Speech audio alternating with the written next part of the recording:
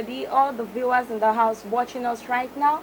It's a great pleasure to welcome you all again to The Moments with Christiana on Dynamic Smile TV. I'm sure you all enjoyed the last edition, and trust me when I say today's one is not going to be an exception, because we have in the house somebody you all would die to meet, somebody you all have been anticipating to meet. He's no other person but Prince Goke Bajowa. Somebody tell me to calm down. See goosebumps on my hand, because you know that thing when you've been watching someone since you were small and you're right next to the person. That's the drill right now. Okay, so today we're going to be talking about a very important matter that everybody should learn from, which is music in Nigeria, past, present, and prospect. You know, I'm part of the school of thought that change is a constant thing and it's inevitable. And as the world is, you know, rolling by, I believe that change is bound to happen. And so many things are changing. The generations, new generations are being birthed. And I want to believe that music is one of the things that make life happen. And because the world is changing, definitely I believe that music itself is changing. And so we're going to be looking at those aspects of music that is changing and how it is affecting us as individuals and the society as a whole. So I need you all to sit back, because it's going to be an interesting one. We're going to take a short break right now, and when we get back, we'll be unraveling the face of the prince, the guest in the house. Stay tuned, don't go away. We'll be right back.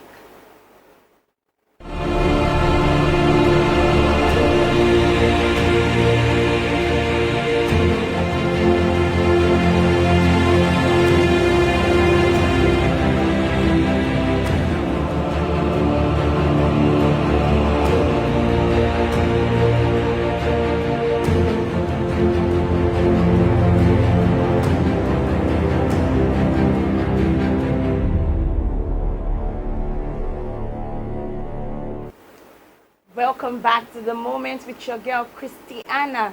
I said we have Prince Goke Bajowa in the house. Some of you still think it's a joke. Okay, so let's unravel the face of the prince in the house. Good evening, sir. Okay. Ó sì sọ̀rọ̀ bí Elédùmarè, á sọ̀rọ̀ máa yẹ o. Ìwọ kọ́ ló dá mi, ìwọ kọ́ ló bí mi, ìwọ kọ́ ló wò mí dàgbà. Arónípin o, ó kú ìyà, á ríra, gbogbo wa la ó ríra wa. Wow, good evening, sir. This is actually one of my favorites. Okay, so can you tell the house who you are? Can you introduce yourself to us, sir? Well, you said it all. Okay. My name is Goke Bajowa. People call me Prince Goke Bajowa. Okay, so the That's prince, who I is am. it just what Yes, they it's call real. you, I'm a or- prince, actually. Oh, really? Wow. You know, but you know, it's a lot of times we don't attach any importance to things like that. But our fans who know a lot about us, they like to, you know, Yeah. make sure that they put that name That there prince. always. That's why I said my name is Goke Bajowa. People call me Prince Okay, Goke Bajowa. okay, You know, okay. so it's for me, it's more like a brand name. Okay, You know, okay, I get. for my fans out there who know me so well, you know, it's the reality to them. Okay, so what state are you from, sir? I'm from Ondo State. Ondo. That's okay. the Kale land from Ondo State Oh, wow, that's of Nigeria. Okay, so right before we go into the topic of the day, we want your viewers in the house to meet you. I'm sure most people just see you up there. We all know your songs, but you know, some people don't really get to know much about you. And so we want to do that. We want to give them the privilege to know you before we go into the topic of the day. All right. So we'll be asking some few questions. Number one, when did you start this thing called music? Well, music for me, I started music very, very long ago, since my childhood days, since, you know, when I was a child. But then, music was just like, you know, hobby thing, you get it? Yeah. No professional passion for it. It was just, I just loved music. I listened to music, I loved singing, you know, I loved to you know, play with musical instruments and all those stuffs. Okay. You know, but at that time, there was no decision as to whether I was going to make a career out of it. Music was just, you know, There. just for the love of it then. And then professionally, I started music like, that's about 15, 16 years Ago. back. Okay, wow, that's Yeah. cool. So, why did you decide to go into gospel? Why not secular? What Well, inspired you? well, number one, let me quickly say this, that everybody cannot play the same thing. Sure. You know, that's how God made it. God is a God of varieties. You have area of passion. Though I do secular songs, I have songs that are not gospel. You get it? Okay. But all of us have our uniquenesses in different areas. Yeah. And then there is no issue with whether you do gospel or secular. There is no category that is inferior to the other. What actually shapes you up is where your passion lies, your environment, how you grew up. You get it? For instance, I am not the social type as such. My life as I was growing up was centered around family, school, church. I don't do clubbing. I don't. Then the kind of music I was listening to was, serious music. I'm not the type that I really liked. As in, not that I disliked. But I don't pay special attention to all this music that don't carry, serious, messages. You understand? There are music that they are just heavy, just energetic, no content, just things like that. I don't really listen to them. So that kind of life, and upbringing in music had a part to play in shaping up what I would play eventually. But because I'm versatile, if I have to play secular, depending on the occasion, depending on what the demand is, I play it too. Okay. And that's where you hear songs like songs that when you listen to them, they're like motivational, they're like morals. You won't be able to trace it back to gospel in any way, but you still pick the message there. And that's what secular is really. When something is secular, it does not have to be bad, as in cold. You understand? It does not have to be sex suggestive, and all those, immoral. It doesn't have to be, it's a general word. It depends on what you want to bring out of it. So okay. So how do you come across your lyrics? Specifically, this song of David and Goliath. What inspired you? Were you sitting down one day and you just how? Well, it's because that is one of the most popular of my songs. As a matter of fact, I think it's like the most popular of my songs, out of all my songs. I have other songs too that have very serious and inspirational content like that. Maybe you haven't come across them yet. So for me, it's not really about how did I come across that song. That is how most of my songs are. Because music for me is not just there's this line of thought that music should not just only entertain, should not just only make us to relax. Music is for relaxation, for entertainment, and then just dance away your sorrows, and then many things that God gave us music for. And there are some other aspects that are more difficult that people don't look at because it's very creative. It takes a lot of, you need to be highly skilled in some things to be able to make them. That is being able to pass messages with songs, So that part of it is what I like, because it's intellectual somehow. It makes you think. There are songs that when you hear the lyrics, it makes the song last for so many years. That's why you call them evergreen, because there is something to always unravel. You don't just listen, just sing along, like just do CNR, that is call and response. That's what people like. They like to just sing and follow, and then they forget it.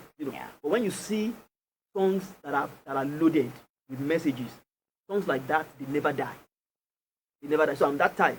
I like to, do something that will be worthwhile. Spend my time, create something that will last for a long while. So that's why you see those kind of songs coming. It's the kind of thing that we put into it. So it's not just about that song.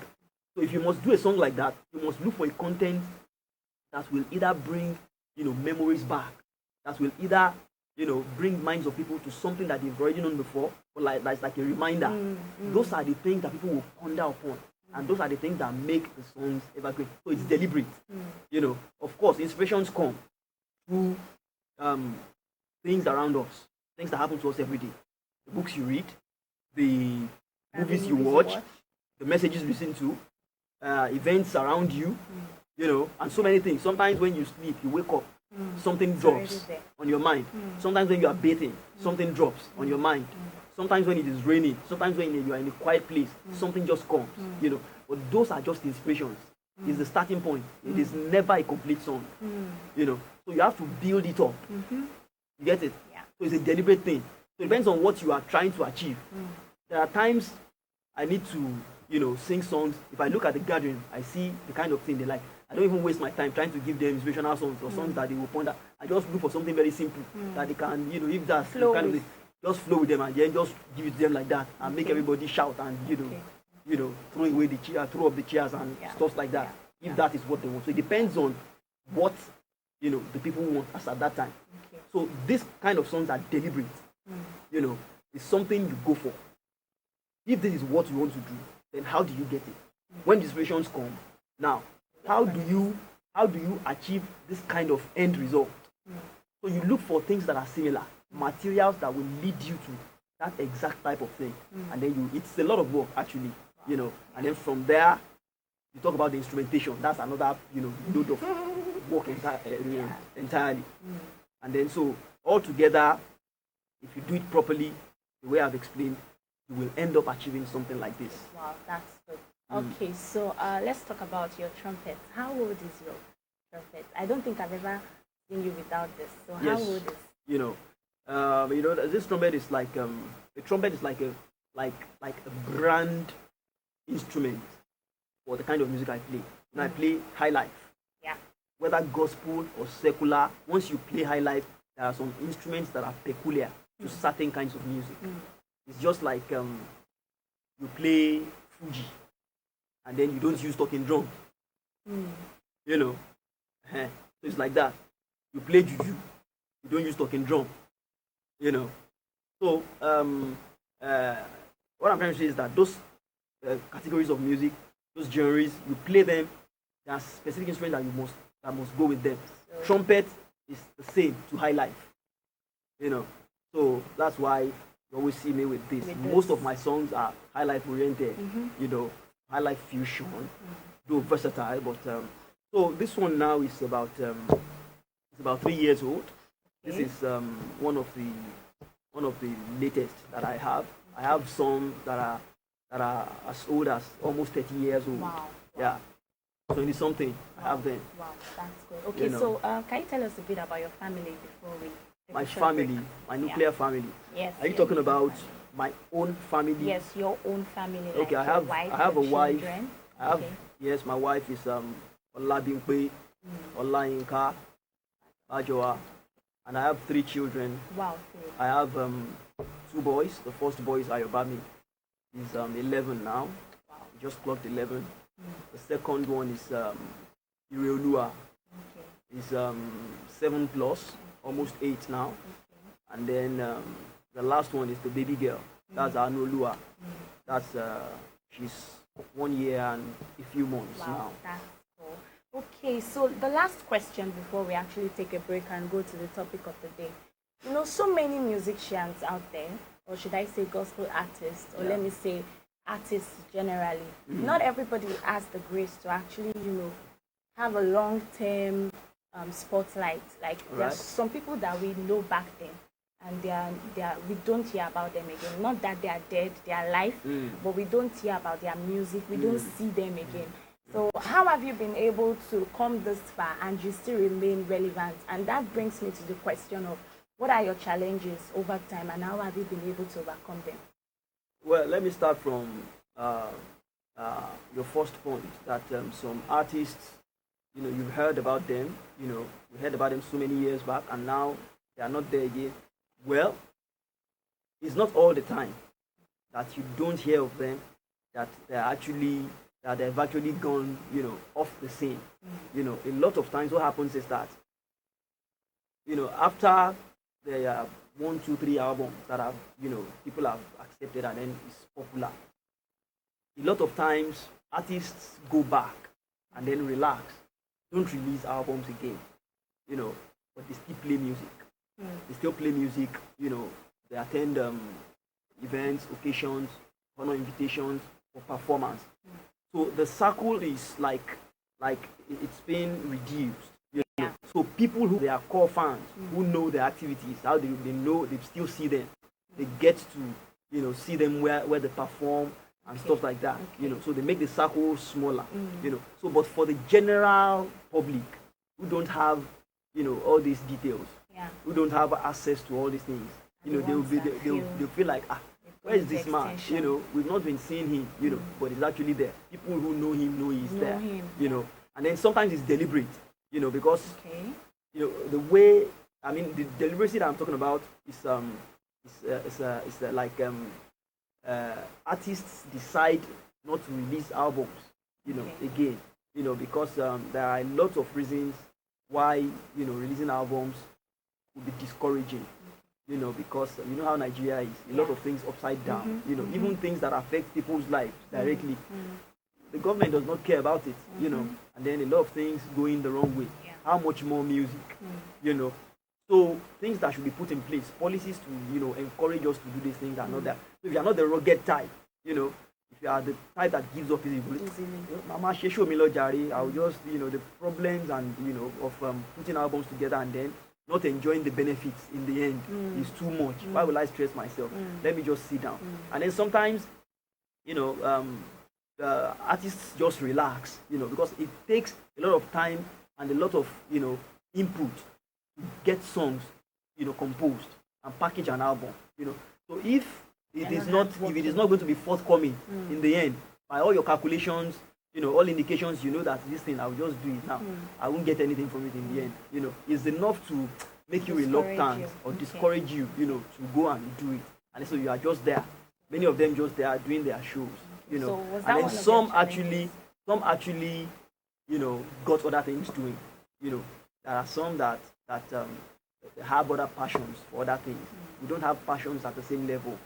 Some don't have as much passion, and then when some challenges come, they just put it aside. Say, let me do some other things, and then they travel. Some travel out, do other jobs, and many things.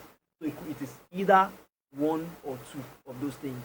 That is the reason. So is that one of your challenges? No. For me, I have real passion for it, and then I've had enough challenges, but there hasn't been anyone that is strong enough to make me, drop music, keep me out of it.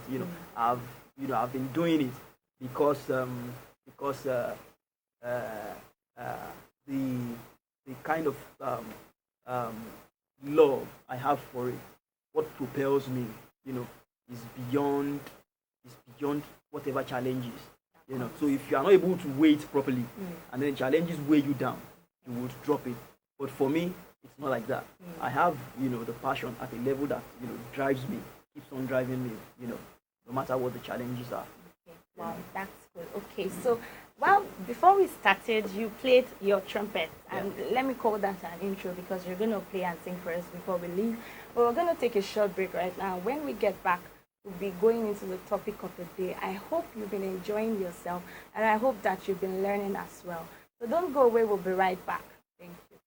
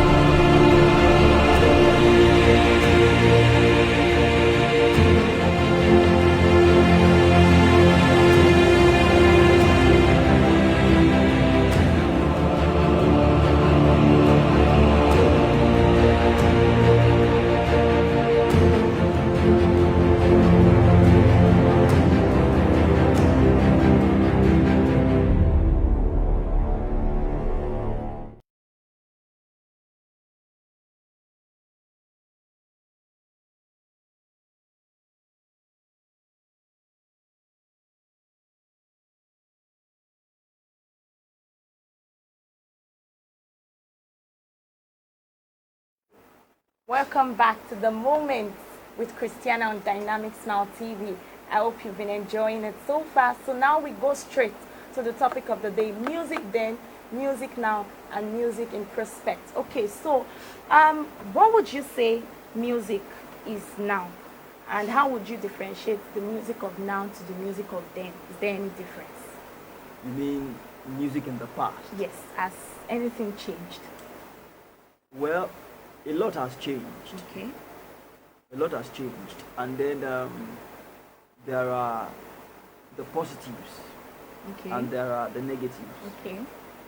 In terms of passion, real passion for music and the motive, the intent, the right intent for doing music. I think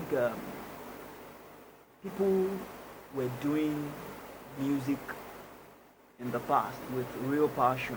Okay. But today you have a lot of people doing music. They don't even have the talent. They don't even have the gift. They just do it because they have some money they want to spend. Or because they don't have any other job to do. And they feel someone else is doing it.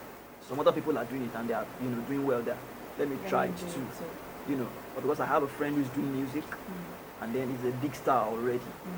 So if I collaborate with him, maybe I can become a star too. All those reasons, or people are making money. I heard people make money. I'm hearing that people make money in music. If I do it too, I could make money. Those are the reasons. Not, love for it per se. There are people who are doing it for, the right reasons too. Yeah. But it's a lot, kind of mixed up now. You have all sorts of reasons, unlike before.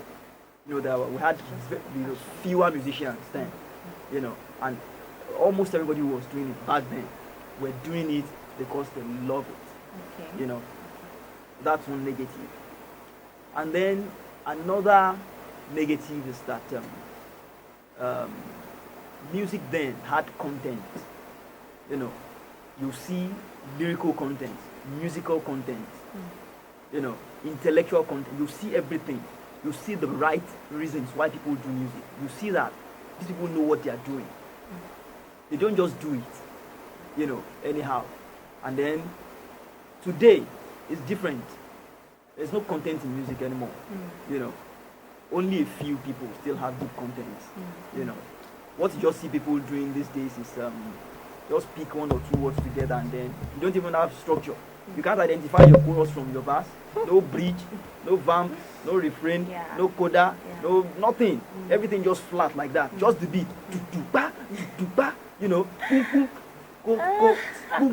That's all you hear. And then the same lyrics all over again.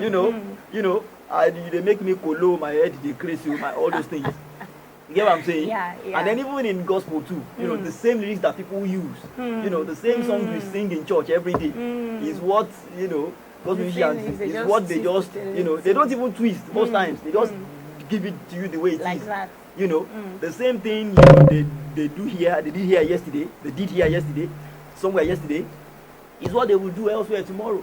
They just keep on recycling the same songs, the same lyrics. Only a few guys trying to see how we can, put some innovations and do some arrangements, put syncopations, some breaks, and put some dynamics to make it sound different.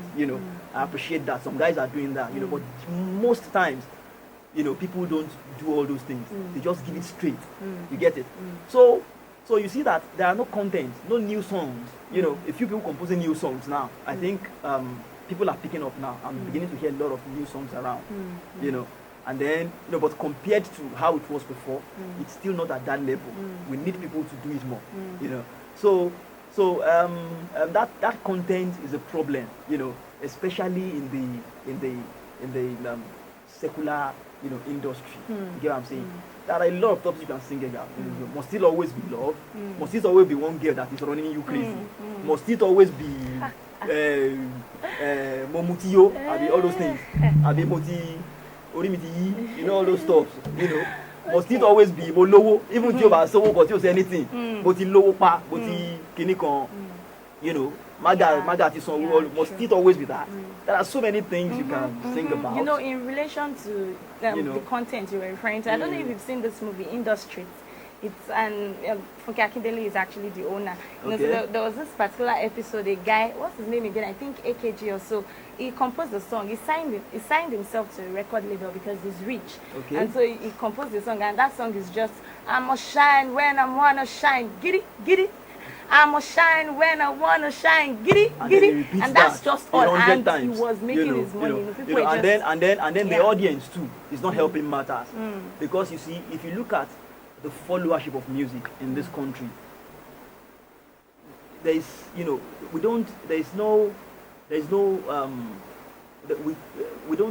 celebrate rich things. You understand? Look, we are very impatient. Nobody wants to sit down and access, good content, and they say, wow, they just want to, anything you sing, they want to follow you. They just want to dance. It's only the beat they need to listen to, not your wordings. They don't even want to hear what you are singing about. So that kind of audience, are not helping matters, because they are the ones that will celebrate. If you do it today and nobody celebrates it, and they say, better something, you see, it will make people to work. You get it, and think of better things. Like you have in foreign countries, especially in America. They do stuff like that there. So that's another negative. And then the positive about it is that it's becoming very lucrative. And then unlike before, when music used to be like is for people who don't have other things to do. Like for jobless people. For people that don't have a destiny, a big future. That was the idea. Then. Back then. But these days, people are beginning to imbibe that culture, that music is gift, is talent that can be turned around into something very good, and then it's actually ignorance that made people to think like that in those days. Ignorance, anything that is God-given should be celebrated ahead of every other thing. We just celebrate certificates here, in this country, as if once you have the certificate, that's the end of life. And it's so unfortunate that most people don't get to work with what they come out of school from. And apart from music, there are so many other gifts that people have around, but we just relegate them somehow. We just throw them into the dustbins and feel like you must have a certificate and do this, and they even go as far as insisting on what courses to do in school, as if, and then the truth is, there is no course that you do in school that is superior to the other. Somebody who did medicine, you are not superior to somebody who did yoga. That's the truth. That's the truth. People don't, it's ignorance. We feel until you become, all those popular ones that we feel is, and then there are so many of them out there who are not doing well now. So many of them. There are teachers who are far better than, other professionals that you think, these are the ones. No, it's not. White people don't think like that. They know that, they solve problems with their gifts. Right from childhood, they put you along the right path. Whatever you know how to do, they help you. Your parents, see it in you, and then they build you up along that line. That's the way it should be. Go to school. It's important to go to school. But you should not kind of throw away people's gifts. Throw them into the dustbin. Like bury, like it's not important. No, it shouldn't be. While you are going to school, you're also building up your abilities. God given. Your natural abilities, natural talent. Somebody should help you to discover while you are even a child. Children don't know. The truth is that while you are a child, you don't know what you have. It's people who are older than you, especially your parents and your siblings who are older, old enough to be able to see those things that they go, wow, this is what you can, and then they help you to okay, so let's look at the marketing aspect of music. Then, was there even anything like marketing, or should we say there was, but it's not as recognized as it is now? What is the marketing state of music now? It was much better then than really? Now. Yeah, wow. far better. The people who were doing music then, they were, of course, a lot. I mean, there were fewer than what we have now. You know, as in, they weren't as much as we have today. But they were able to organize the sales and distribution of their works in such a way that for every effort, you know, every unit effort they make, something comes back on it. You get what I'm saying? The companies have structured markets. They have, you know, policies that were guiding how they were working. You know, there was no, you know, piracy issue, you know, then as much as we have now. You get it? So before you even release your music, a lot of times you can actually calculate, you know, almost 100% what you are going to get back from it. You know, so properly structured. People who need your music, sometimes they book ahead even before your works are released. But here it doesn't happen. Social media here and there, you get what I'm saying? People can get your music and buy it from anywhere. Nobody cares about your CDs because there are other alternatives. They can get it from somebody else's phone. You know, they can watch it on TV and download it somehow from the internet and stuff like that. You know, so if they don't buy your CDs, they can still get your song. You get it?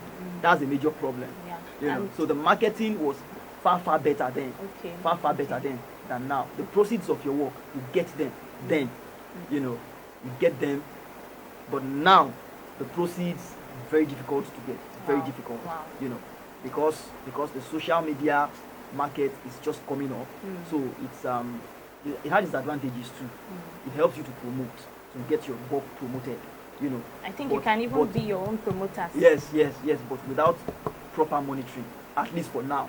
You know, but with the new online platforms that are coming up, online marketing platforms, you know, over time it will be restructured again, and then it will be for, you know, for the good.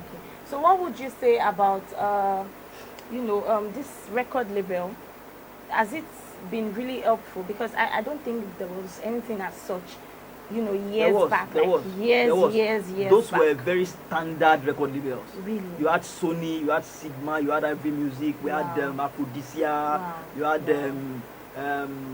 which one again? Many of them like that. You know, those were the record labels that brought out the best Nigerian musicians. The ones that still have, you know, their name, you know, on the Nigerian music scene till today. It was the impression they made. They gave them. You know, even though it's been long, you know, like people like Fela and so King Sonny Ade, Chief Commander Ebenezer Obi, the likes of IK Dairo, all of them. They had, in fact, some of those record labels were foreigners, whites, you know, having their companies here in Nigeria. You know, and then it was, I mean, far better than what we have now. So the operation then is better than what we have now. What do we have now? I don't know because you know, today everything is just upside down. The only advantage that we pick from it now is that sometimes, you know, now you can even have your work promoted without spending too much. You know, because everybody has a phone that can send songs from one person to another. And if you have, you know, the proper strategies and then the proper links, you know, maybe, you know, the work can be out there and then just blow, you know, without putting in too much financial effort as you would have put if you had wanted to work with terrestrial promotion as it was in the back. You know, those days it used to be radio and TV. You pay them, pay radio, you know how much you do to do radio adverts and TV adverts. It costs a lot of money.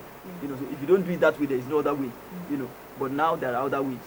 You get it. So that's the only advantage. Apart from that, every other thing is, you know, was better then than now. Okay, so how about we looking at the game in music? A lot of people are going into music these days, like both the ones that have talent and the ones that don't. You know, sometimes we listen to some songs and we're like, is this somebody that sat down to compose this? You know, no content, as you have said. But people are rushing into it. Is it probably because there is money that comes out of it? So is there gain? Is it that there's a whole lot to gain from it that is making people to rush into that industry? There is money in music, actually, that's the truth. But the money that comes in music, you know, is not really what people are portraying it to be. You understand? There is money, but the money doesn't just come like that. It takes time. You need to build it. It is your name and your fame that eventually brings the money. So that's how you have. That's why you have to work on, promoting your songs. When you promote, via all the platforms, social media, terrestrial, everything you have, and then the print media too, and then electronic media, all those things, it will help you, to build your name. You get it? But you see, when people do things these days, they just feel they can just achieve anything anyhow. You get it? But the truth is, all your efforts, there's no how you do it, and you do it well, that it will not bring back, gain. It is gainful, very, very, very gainful. Okay. If you can have the patience, if you can wait for your time, But these days, you find out that people are deceived. They feel because one boy sang a song and he said, mo ṣe kinní kan, mo ti lówó pa, mo ti ṣe kinní kan, and he will now shoot a video and put one car behind him. And one massive, beautiful house. One massive mansion, and one 45 million naira car, and then and he will say, mo ti lówó, nǹkan ló ní. Everything is bigger than him. It's a culture, especially in the hip hop world. Their culture is, you must portray yourself to be what you are not. The borrowed culture actually. You see their chains bigger than their necks, their t-shirts bigger than their body, their jeans bigger than their boot. Everything is big. The car they don't have, they say they have it. Somebody who does not have 10,000 in his account, he will say, I have $100 million. All those things. Those are the kind of things their fans want to hear to buy their music. So it's a culture. So they build it. You see them in, portraying themselves in manners that what they don't have, they say they have it. You get it? And then so somebody else who is not well informed, hearing that, so much easy and then you begin to think, I want to be like that too. And then because of that, you want to go and do music. When you get there, you realize it's not, all those things are not true. But people who are actually rich in music, we know them. Even in the gospel. You know one thing about gospel music? There are rich musicians, very rich, far richer than the secular artists. But we don't make noise. That's our culture. The church. They have money, they say they don't have money. They bring one artist, they say, there is money in the church. So that culture is in artists, gospel artists too. They don't make noise. We know them. We have them as friends. We have them as senior colleagues. They have money. When you say people have money, you will be surprised. But they don't make the noise. Even their cars, you will see, very moderate. Somebody who can afford a car that is worth 25, 30, 50 million. You just buy a car that is not more than 4 million or 3 million and they'll be cruising around. And then you say, yes, he's still managing. No. They have money. You get it? Yeah. So what am I trying to say? Whether it's gospel or secular, whatever you call it, there is music, but there is a level. Okay. The money doesn't just come automatically. It comes with your faith. It comes with the name that you're able to acquire, upon promotions, of your work on all platforms that are available to you. Most importantly, it takes time. It doesn't just come like that, unless there are other things. Other alternatives. You are adding to it and you are portraying it as if it's music that is bringing it within that short while. No, it doesn't happen like that. That's the truth. Okay, so we've been talking about the past and the present, movement of music. Let's look at the prospect. Do you think that years to come, with the way things are going now, I must say though that as much as the gospel music is rising, as much as there are so many gospel artists out there, we're also having new artists from the hip hop world. So what would you say the culture of Nigerians would be? Or let me say, how would music express our culture in years to come? Do you think it's gonna eradicate the real culture of our, motherland, like Africans, or you think it's gonna promote it and build it based on the things that are happening presently? What would you say? Well, I think it's music will always be music, and it will do all manners of things. It will portray all manners of things. It goes either way, but both ways. Our culture will be represented correctly to the world out there, and then things that are not our culture too, or that are anti to our culture, let's call it anti-Nigerian culture now, will also be there. Things that are bad that you don't even want your children to see will be there. Things that are good that can shape on somebody's lives, and then that can have positive effect on people, on the listeners who will be there. It depends on what the world or the audience wants to pick out of it. You pick what they need to pick, throw away what they don't need. That's the way it is. It will be all round. So it's going to be balanced. That's not going to be, it's not going to change. Okay. No. So now, how for upcoming individuals, let me say kids that are being born, kids that are growing, how can we help them, to not to be exposed to the vites, like the bad parts of music? How can we help them not to be exposed to it? The only way to help them, is to do what you are supposed to do as parents. Guardians, elderly ones and stuff like that. You get it? You have to restrict them. You have to monitor the content of what they listen to. That's the only way. Because if you don't monitor it, those things music is very strong. Yeah. You get it? Even as adults, there are some things you listen to that at first you are like, I don't like this. What's the meaning of this? Or you say, this song is not, what kind of song is this? You get it? And then you are like condemning it.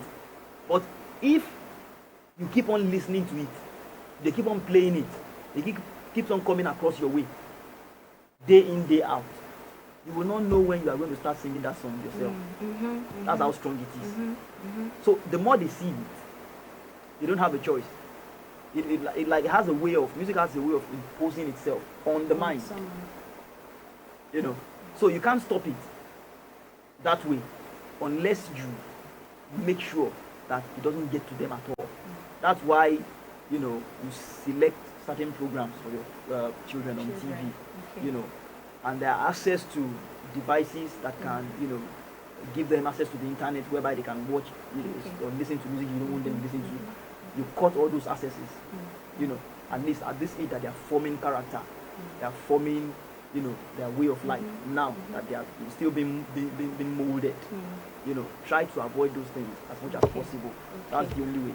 Wow, that's a whole lot. Okay, so this brings us to the end of the program, and we've learned, I hope you've learned something, because I have, that music will keep expressing our culture and also our anti-culture. So it depends on you to pick which one you want and the ones you want for your children.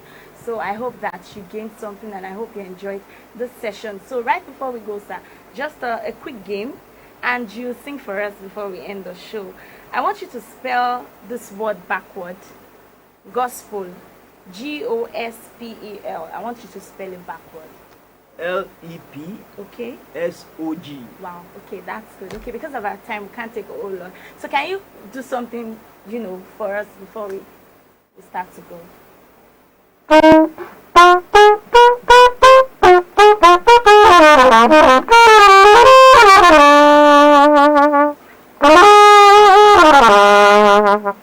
So much of God's blessings in this world we are living. That is why I love to sing Eshegoni. And so much of His kindness and so much of His love. And that is why I love to sing Eshegoni. Eshe Baba. Eshe Teranti Boboa. Our more landwe. Ila so pe Eshegoni. Eshe Baba.